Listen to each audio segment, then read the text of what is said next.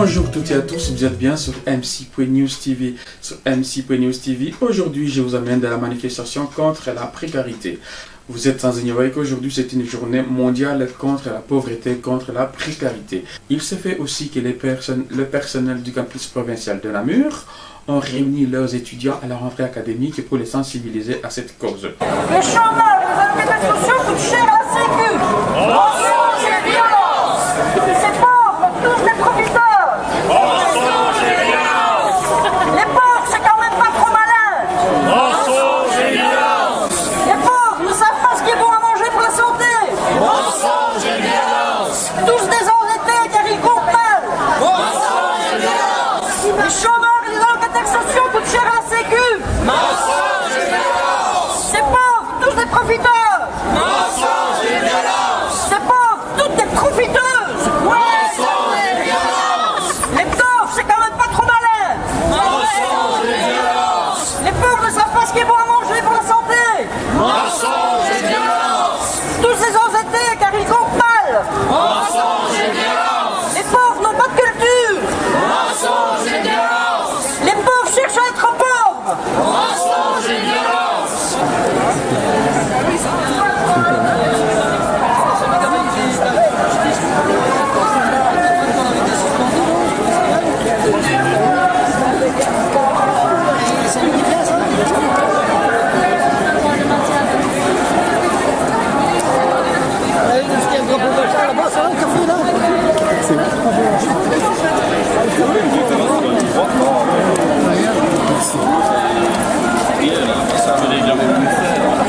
C'est bien ça.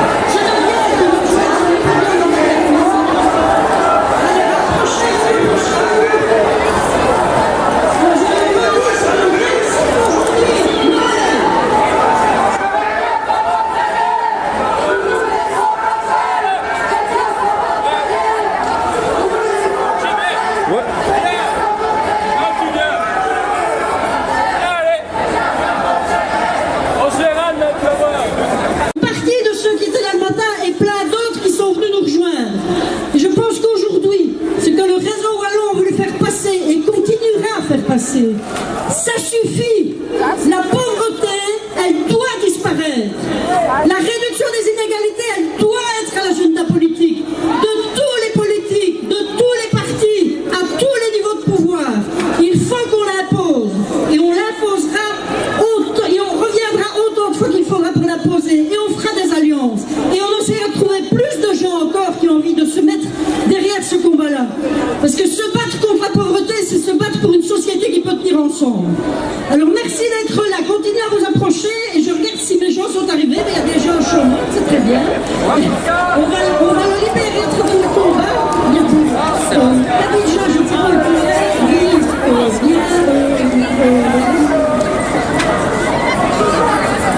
Isabelle, je vous appelle sur le podium.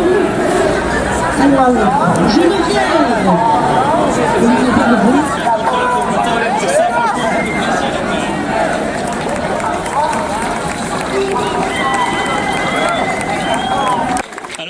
C'est un secret de Polichinelle, mais je me dois d'être honnête avec vous.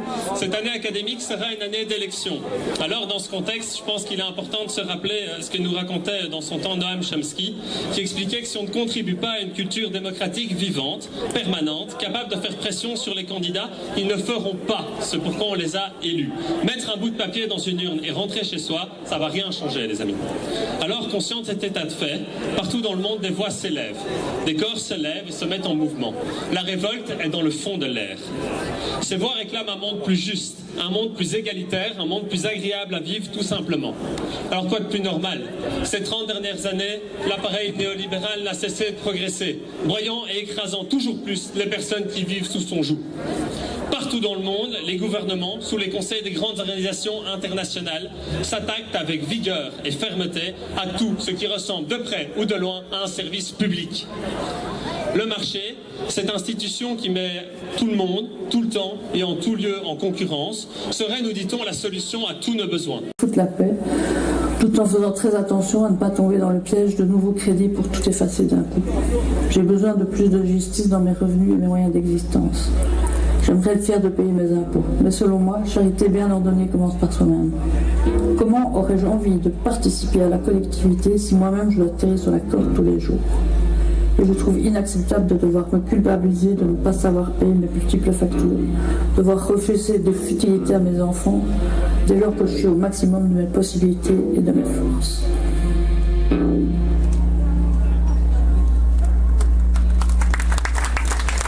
Voilà, alors, pas besoin d'en dire beaucoup plus, hein. Oui, les gens veulent bien travailler. À quelles conditions? À quelles conditions financières? À quelles conditions de qualité?